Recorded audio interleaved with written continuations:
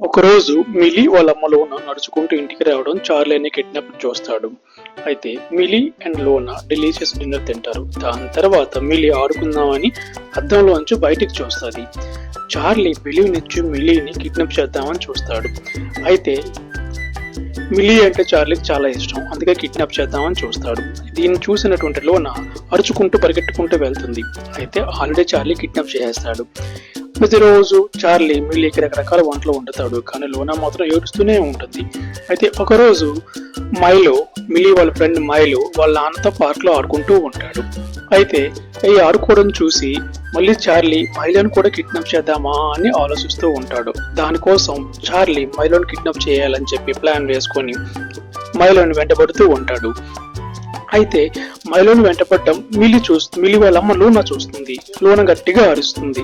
ఈలోపు మైలో వాళ్ళ నాన్న ఈ అంతటి చూసి చార్లీతో ఫైట్ కి దిగుతాడు. అయితే చార్లీతో మైలో వాళ్ళ నాన్న ఫైట్ చేసి మైలో రక్షించుకుంటాడు. అదే విధంగా మిలీని కూడా విడిపిస్తాడు. అందరూ ఒక దగ్గర చేరుకుని హ్యాపీగా ఉంటారు.